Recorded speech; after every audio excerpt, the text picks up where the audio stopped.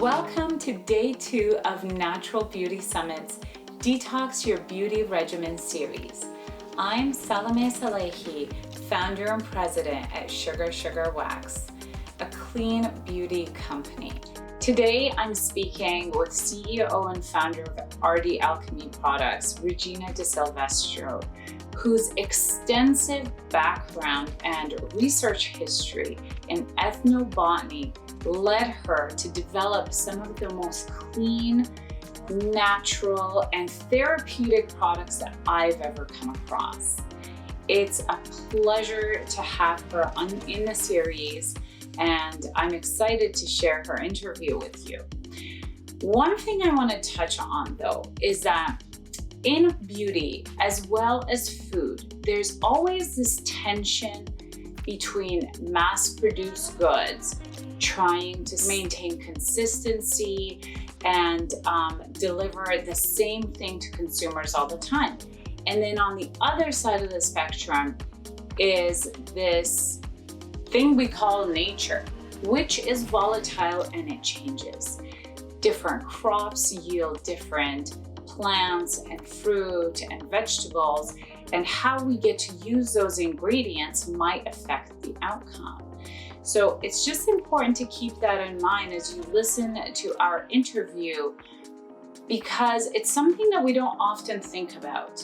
But nature is volatile, but we're also natural beings. So expecting the same thing to be delivered consistently over the course of 50 years is essentially unnatural. I give you my interview with Regina.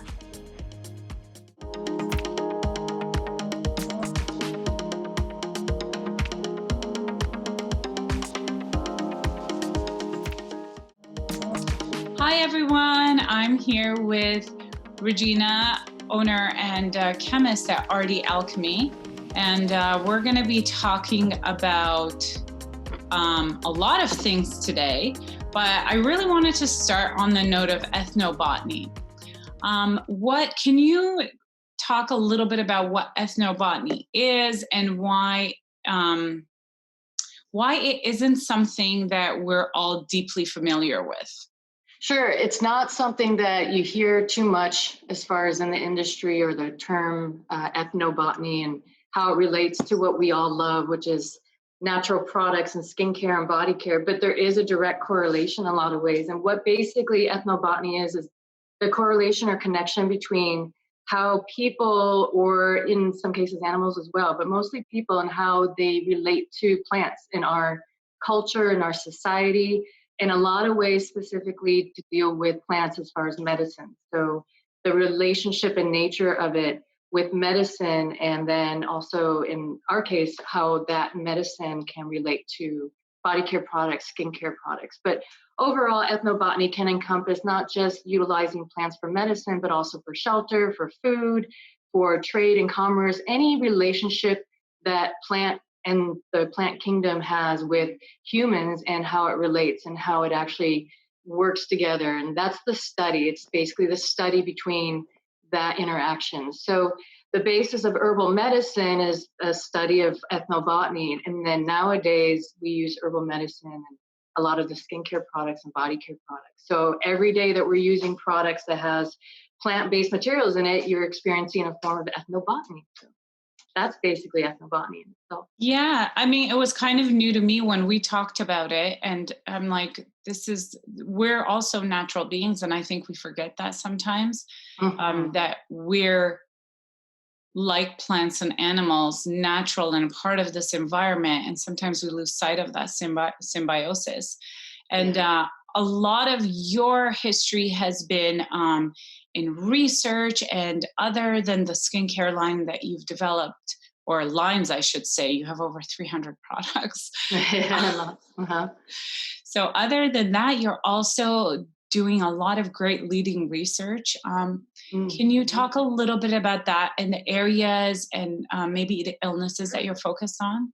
Yeah, so part of RD Alchemy Natural Products, there's a subsidiary as the Alchemy Research Institute, where we utilize the plant medicine or plants and bases for neurodegenerative diseases, also for autoimmune disorders and cancer and inflammatory issues. So what we're doing is we're taking a look at different plants and their active constituents, which are chemical compounds found within plants, and utilizing those compounds for treatments or and hopefully a cure someday, but mainly treatments at this point to help with those neurodegenerative, autoimmune, cancer, anti-inflammatory work. So we're working with chaparral and a number of other really great plants and how they can help humans get better and get their symptoms reduced and live better, fuller lives. So the nice thing is that anything that people purchase or utilize from RD Alchemy Natural Products, so all the skincare, body care, aromatherapy, makeup, anything like that, gets contributed a portion to the research. So they can contribute towards us advancing more knowledge and working with different plants to help look for treatments and cures for all those different kinds of crazy things that go on, from MS to Parkinson's to autoimmunity disorders, which is part of that, but also goes to a much more wide, varied amount of different conditions, unfortunately. And then cancer and even just inflammatory issues, which inflammation is a big part of a number of different disease states. So if you can find something that happens to quench kind of a lot of the inflammation that goes on in the body, you can have a number of different symptoms reduced or helped as well. So we're looking at different plants and working on that as well to see if we can find more and more products that can help people live better and in much more enjoyable lives. That's awesome. I mean, if that's not a commitment to sustainability and like just holistic health, I don't know what is. Yeah, it's definitely, it's really neat because as much as we love doing our regular work with making cosmetics and making body care products and hair care and all that, which we love, it's really, really great that we can extend our work and do something that even impacts lives much deeper and much greater level. That's really where my love is and where I went into this whole business from the get-go. So I'm excited and happy to be able to do it. So. That's awesome. And I think, sometimes we might underestimate the power of beauty and cosmetics and how much it helps, like just even from a mental perspective, helps people, how it makes an impact on their lives and self-perception. True. You're also taking it like to a whole other level where it's really integrated health.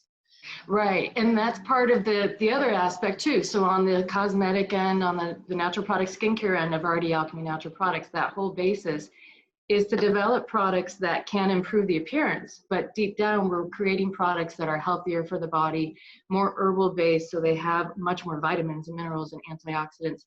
So you're getting the beautifying effect, but then you're also getting a cleaner product so that it doesn't have potential toxins or doesn't have synthetics that could be irritating as much as like some other brands. But then it has more of that medicinal benefit as well to hopefully improve the body and the skin. So you get an inward and external approach to not only beauty, but also healthcare and all in one encompassing. So both sides of the work that we do kind of feed into one another. So we're really excited that we can do that. I bet. Mhm. That for me in our conversation was a paradigm shift, a bit of a paradigm shift, because I think a lot of us think of beauty products and cosmetics and skincare as really functional and like surface, where it's like for my face or, my body or whatever. But you never think, I mean, I don't know. I didn't really think deeply about the other impact and implications, that like, well, sure, it can do what I need it to do, the functional, but it could also be therapeutic. And Mhm. for me, that was a paradigm shift because, you put health in one bucket and, medicine, medical and therapeutic usually in our culture comes in when we have a problem we're trying to address. Right. Whereas I think your perspective comes from the holistic perspective, which is don't wait till it's a problem. And I thought Mhm. that was really interesting. Right. Yeah, absolutely. And you're right. And mostly people don't consider something they put on their body, that to go down further and cause perhaps a benefit or a negative reaction either. we're really just trained, cosmetics are just going to leave the face, they're going to improve the appearance. And really in the world of cosmetic chemistry in the industry, we really can't say things to go into the body and cause a reaction, because then it's considered a drug. So there is a fine line of how we can educate and word. And that's part of the issue, is the majority of the public doesn't realize that things can get absorbed into the skin and then through the skin into the bloodstream, causing potential negative effects or benefits or whatnot. So we take that approach where that potential to get into the bloodstream, which is usually about 60% on average of what you apply to the body, has that potentiality to get absorbed. So we take that approach and not only create a clean product that you're hopefully not absorbing toxins and synthetics or stuff that's not necessarily needed for your body to be benefited or beneficial, but then we add those other herbal ingredients that will have an effect because they have a higher amount of antioxidants, vitamins, minerals, and those other active constituents that could help with things like perhaps anti-inflammatory or wound healing and so forth and so on. So you really do want to always remember, anything you put on the body has a potential to affect your internal chemistry and your internal body. And so it is important what we put on, not only from a clean standard, but hopefully you're putting on something that's also beneficial. And that's our goal with RD Alchemy, is to make sure that we can do both. And that's something that we're seeing a lot more in the market, with consumers demanding more of, like, just having that awareness that what I'm putting on my skin is affecting my health. It is going down to a deeper level.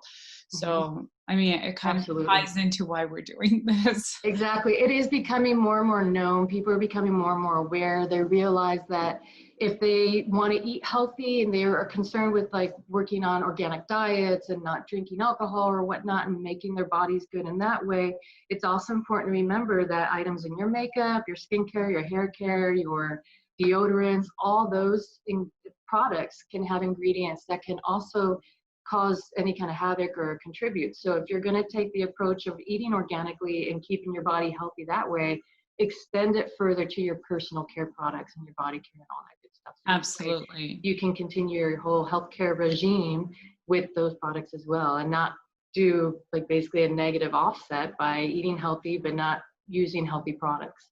So absolutely. So I want to talk a little bit about the bridge between your research and your products. I have a little bit of a chicken or egg question. Now, I guess to frame the question is, are you doing the research because you're finding a direct correlation between those illnesses and the skin? Or is the skin relationship to the illnesses that you're doing research and product development for a result or a side effect of the illness? It's usually more of the opposite, or the latter, what you had mentioned. So for the most part, with the research that we do, a lot of people do have skin issues. And with autoimmune disorders, a lot of people can experience skin issues. In fact, that's one of the kind of the first symptoms some people with autoimmunity reactions might notice, is they might have like more of an eczema reaction or psoriasis in some form, or a dermatitis in general. So that could be a trigger. But for the most part, they're dealing with more of the more severe symptoms, and then the skin is a secondary kind of treatment. When we're dealing with the Alchemy Research Institute, when we're dealing with the other side, RD Alchemy Natural Products, people are coming to us more for the skin issues, but then we're addressing the underlying perhaps issues on that end. Whereas the Research Institute, it's usually the more underlying issues, and then we address the secondary issues of skin at that point. But they're all co-mingled, which is what's so interesting, is that you can't treat one without the other and vice versa, because you're always going to have a little bit of benefit either way. Yeah. And what are some of the feedback? Like, what does the loop look like from the customer journey perspective? Like someone has an illness like MS, what brings them to you, and what does that circle look like? So like for MS patients we work a lot with, they have a lot of issues with heat intolerance, pain, they have a lot of soreness, they don't feel good, they're tired, a lot of just overall the metabolism has changed. So utilizing products like we have our reduced detoxifying lotion and then scrub and soak, those they've utilized really well to help just really feel better. And that's the feedback we've gotten a lot, is they have more energy. They can stay outside longer in the heat or in the cold, because a lot of autoimmune disorder clients, they have a lot of issues with metabolizing and regulating the temperature because the metabolism's off. So they can withstand temperature changes a lot better. More energy, clearer thinking, less foggy concentration. Their body doesn't ache as much. So they're subtle changes in a lot of ways, but they're noticeable. And so that's the exciting thing. And that's the goal with the kind of product we make. Since they're topical, the majority of the ones that they're using are topical on that end. They're finding that they're very effective, but not a huge, it's not like something where they would pop a pill and then immediately, notice their numbers down or change. It is going to be much more therapeutic in a more gradual way, because it does go through, in this case, the delivery system through the skin. So that's going to be a little slower. But the idea is that you're changing the body gradually. You're allowing the body to assist itself, to heal itself, to work with its own rhythms and try to get back into its own balance. And the herbs in the products and the vitamins and the essentials in the products, those compounds that are in those herbs, do that by assisting the body to come back into balance. That's really the goal, is to allow it to heal itself and allow it to just boost its own healing capabilities. And that's what we're seeing a lot, is a lot of people just say they feel better with it. Placebo effect or not, we've done some controlled studies that we don't feel it's a placebo effect, but even if it is, the nice thing is they're only spending a couple $20 or so for a lotion, compared to maybe $200 or $300 for a prescription medication that may or may not work, or another treatment that may or may not work. So the risk is a lot lower compared to the benefit, and the benefit happens to be very, very good for a lot of patients. So Yeah, we're excited with that. Mm-hmm. So I want to be objective as well. I mean, obviously you and I are advocates of like clean and natural, but I want to be objective. Not all synthetic ingredients are necessarily bad. I mean, True. That's understood. Absolutely. What motivates you to use the natural alternatives? Sure. So you're absolutely right. First of all, not all synthetics are bad or bad for you. There's definitely some out there that are what's known as generally recognized as safe. And so if you are going to use something that's considered synthetic, go ahead and try to use something that's not going to be as irritating to the skin or as harmful. That's definite. But what I really like to use is the natural products for a number of reasons. One is because almost all the natural products that you're dealing with are going to have a multitude of what's known as active constituents, or these secondary metabolite, which are chemical compounds within the plant. And a lot of them will have antioxidant components to it, vitamin activity, mineral activity, that's going to support the system, support the body even more. And then those additional secondary metabolites or active constituents, which may be different, like an alkaloid or a phenolic compound, those, which can also be antioxidants as well, those might have further attributes to, like I said before, maybe anti-inflammatory, wound healing activity, all sorts of stuff. So you can use synthetics, which are going to give a reaction to the formula as far as a cosmetic. It might be an emulsifier, it might be a surfactant, it might be a preserving agent. But if you put a lot of synthetics in, or unnecessary emulsifiers, unnecessary preservatives, too much silicones, too much this, too much that, to try to make a product cosmetically improved, to look better, feel better, have a better texture, you reduce the amount of space and availability for a better active ingredient, something that's going to benefit the body. So you want to pare down as many of the unnecessary synthetics or unnecessary ingredients, no matter what they are, which in most cases are the synthetics. And we like to then add as much as even 25, 30 more, 40% more of herbal extract material, or essential oils, or vitamins, peptides, anything that's going to have more of your overall change and influence into the skin structure, but then also perhaps maybe for the body if it does get down deeper, which is what the goal is. So one of the major reasons is not just to have a cleaner product, but to have a more efficacious product, to have something that's going to give better results and then be better for the body in the long run too. So if you do use products daily, which everybody does, if they're clean, if they're healthy, and they have an added benefit of having some active ingredient in there that's going to help with wound healing or anti-inflammatory or even deeper down something else, then you're getting the best of both worlds, because you're getting a clean product, but also something that works really well. And it's really hard to do that with a synthetic ingredient. You're not going to get as much of the activity usually in that end, with the exceptions of if you use like synthetic, let's say peptides or something, but we like to use more of the naturally created peptides, and that works usually better with the body. So that's one of the reasons why we stick with naturals. Yeah.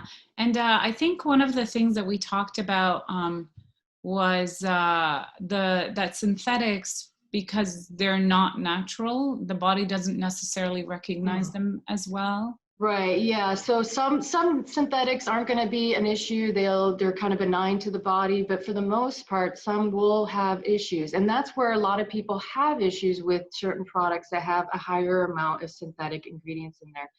And the other issue is a lot of companies not only will put synthetics in there to improve the formula cosmetically, but they'll usually overwhelm the formula with more than necessary amounts of those synthetics. So for example, instead of just one emulsifying agent, they might use 3 or 4, because they want to make sure that that one emulsifier is not going to break down, leaving the formula to separate. So they're going to put 2 or 3 or 4 different types of emulsifiers to make sure that everything's working in general. Then they might also add 2 or 3 different types of preserving agents. Again, so if one preserving agent kind of falters out, you have a backup. The problem with that is that you have, again, less room to have as many of those good ingredients, natural ingredients, and so forth and so on. So yeah, if you can use anything that's going to benefit the body and be something that the body recognizes more, which is more the natural ingredients, it tends to not have as much of a side effect. It tends to not have as much of a perhaps sensitization of the skin, where you have sensitive skin issues occur, rashes or irritations, eczema, psoriasis. Those are seen more readily, for the most part, with more synthetic products. A, because they tend not to be as familiar to the body as some of the other natural ingredients, but B, because they're usually in the formula at a much higher rate, or also, like I said, piled up with the others. So you're getting almost bombarded with them. And since the body doesn't recognize them as something that's kind of normal for nature, the body may react a little bit greater than it would if it had, in a sense, just more of a regular natural product that may not trigger it as much. Now, don't get me wrong, there are still some essential oils or some herbal extracts that some people might be sensitive to or whatnot, but the likelihood of that and those concentrations, depending on how they're formulated, even then might not cause as much of a reaction as it could with some of the synthetics. But you definitely see a benefit where the body recognizes the natural a lot better and doesn't usually react as much compared to the synthetic ingredient to begin with, but then also the bombardment of the additional synthetics as well that you find in many of the products. And actually, you've touched on this, but I really want to give it a call out, because I think it's important that people understand. You mentioned emulsifiers and surfactants, and a lot of that is texture. It basically whittles down to the textural experience of a product. And as I guess in today's day and age, we've come to have certain expectations, like your shampoo to lather up in a way, and et cetera, et cetera. So I think one thing that's important to kind of expect if you're making the transition from, your standard drugstore products to something that's a little bit more like therapeutic, holistic, natural, is that it is going to be a different type of experience. It definitely, can be. And that's part of the change that is occurring. Some people are finding that the more natural brands have different textures. And there are more and more natural brands that are doing that, like us, where we're not adding it and loading it with still synthetics. And so just to improve the texture or texturial kind of product quality. However, some natural brands that claim to be natural still do add the texturizers, extra emulsifiers, larger amounts of surfactant to get the foam, or heavier or stronger surfactants that are irritating, like sulfates. Some still use silicone oils and stuff, which in some cases can dry out certain skin or cause an irritation on certain skin. It just depends. But the main thing is that you want to have something that's going to be overall kind of benign and yet work effectively and in that sense. So what can people expect, like a face cream or a serum, how is that different or a face wash in a natural product versus like your standard? Exactly. So for like example, shampoos, face washes, and so forth, for ours, you're still going to get a foaming component, but it's not designed to foam or lather up extremely high like you would find in some other ones. And the reason is a lot of other companies, for example, in like a cleanser, they'll use about 50 to 60% of the surfactant. The surfactant is what you normally find with the foam. Not only are they going to put that in a high amount, like 50 or 60% of the formula, they usually will utilize a couple different surfactants so that it gives more of a unique approach, or if it has more foaming capability. And that's great sensorial wise, as far as you're going to have more foam, you're going to feel clean, it's going to feel a lot more almost kind of stripped in a way. Your skin is going to feel a little drier. And that's part of the issue with some cleansers, why people say it leaves their skin really dry feeling, because the high amount of surfactants just stripping that surface tension and all the natural oils off. So for ours, you're going to find something much more gentler. It's still going to foam, but it's not going to be heavy foaming.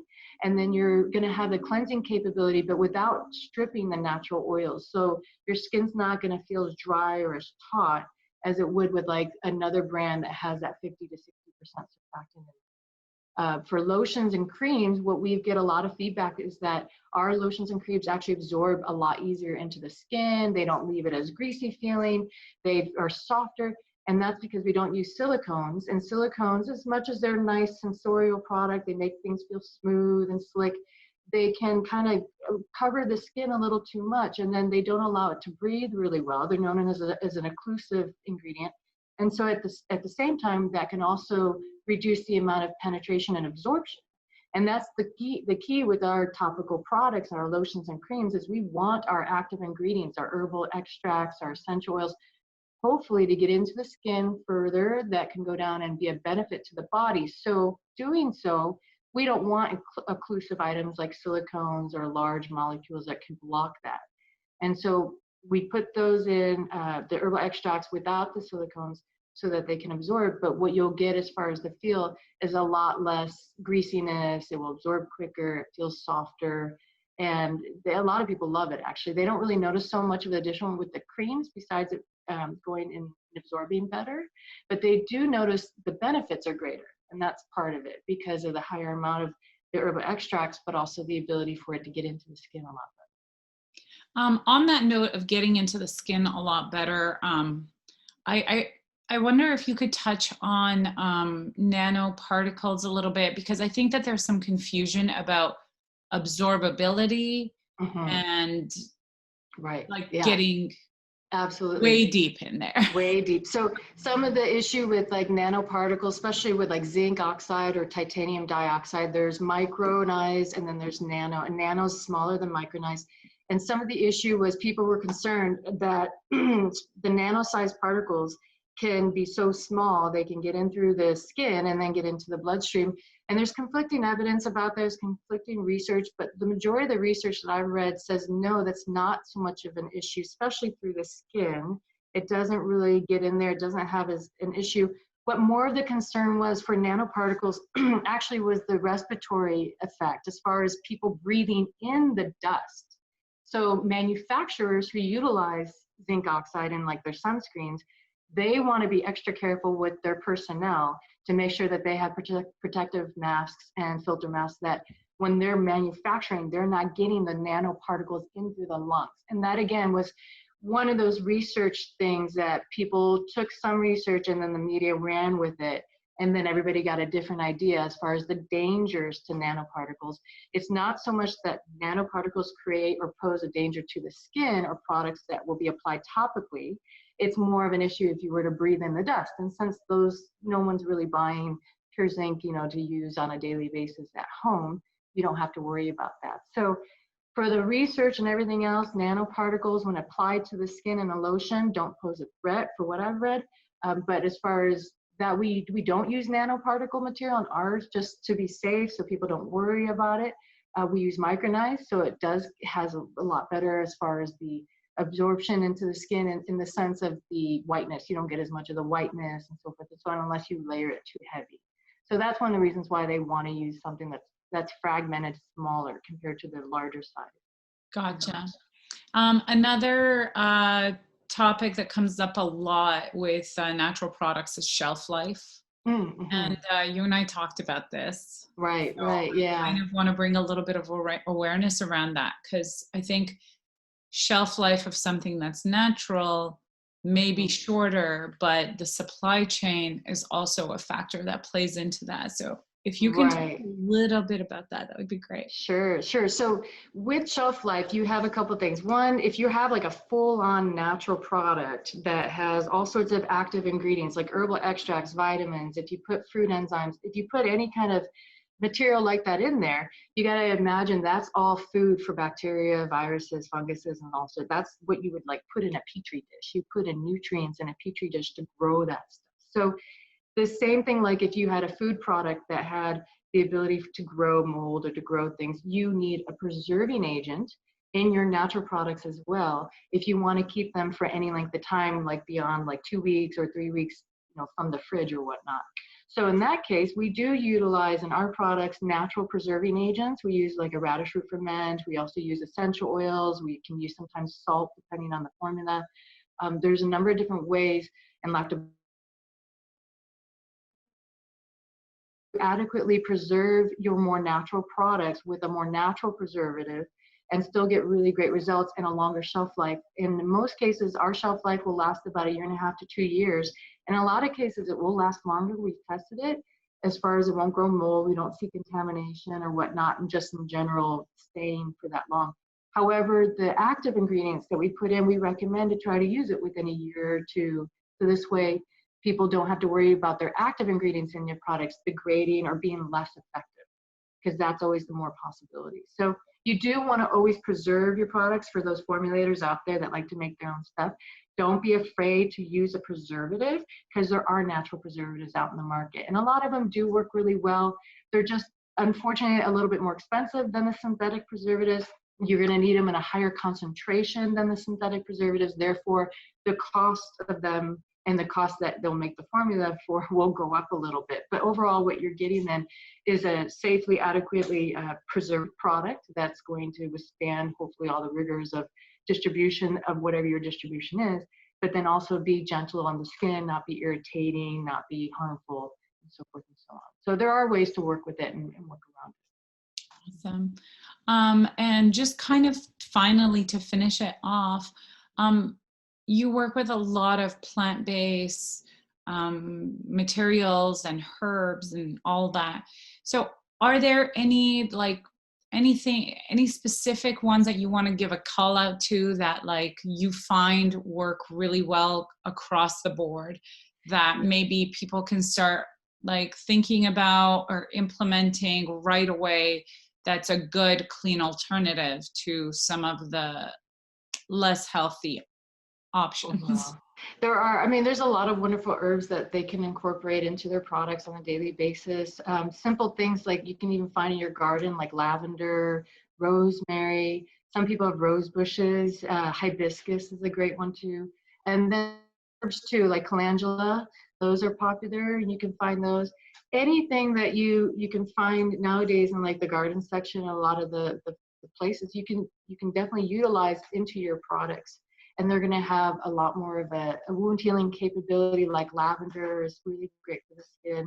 Calendula is a wonderful herb for the skin. Rose as well. So you can play around and have fun with a lot of those. You can either make like an oil infusion or a hot water infusion, like a tea, and then take that water or the oil and then put that into your products. And you can make that into a lotion, or you can make it into cream. If you don't know how to make your own products or don't want to bother with that. That sounds like a lot. It can be. But that's why you have like companies like us, so we can make the formulas for you, and then you have all the herbal ingredients already. But definitely have fun and play around with the products that you have available, whether at your garden center or in your garden at home already. So. Yeah, I love that perspective. Just, approach nature, and it's in our environment, and I don't know why sometimes we're really afraid of it. Well, because it's the unknown, I think, to a point. We're intrigued by it, but a lot of people are wary. And you have to be careful too, because some natural products, of course, aren't going to be good for the skin or might cause an irritation. So you want to be careful as to which ones you're working with and Yeah. identifying. You don't want to make poison oak tea. No, we don't want to do that. That's for sure. Absolutely. So, but it's definitely showcases the power too, in that sense, as far as if a plant has the ability to cause a reaction on one end, then that has the ability in another end to perhaps cure that reaction. So that's why we like herbal medicine in a lot of ways. Well, thank you so much. We're You're going to put welcome. the links to your website and everything on in the Wonderful. email, and so Yeah. everyone can check out what you're doing. And Cool. is there information about the research up there as well? We do, and we're adding more to it. So yeah, on our website, we have that. We also have a lot of great information, blogs. We're working on more videos. We have a new Facebook group going up, Facebook Inner Circle for professionals and other healthcare and industry professionals that like to work with skincare and body care products and stuff. So all sorts of good resources that everybody can check out and learn more. And then, of course, if they have any questions, I'll be glad to always help and answer. So. Awesome. Thank you so much. I'll make You're sure all welcome. of that is available to all of our viewers. Yeah. Thanks again for your time. It's been so Awesome. awesome chatting with you and getting to know you, and I'm really looking forward to working with you. Yeah, definitely. Me too. You're welcome, and thank you. I really appreciate being a part of this. It's always exciting to share knowledge and anything that I can help with. So, and I look forward to working with you too, definitely. Thank you so much, Regina. Have a You're great welcome. day. You too. Thanks. Take care. Have a good one. Bye-bye.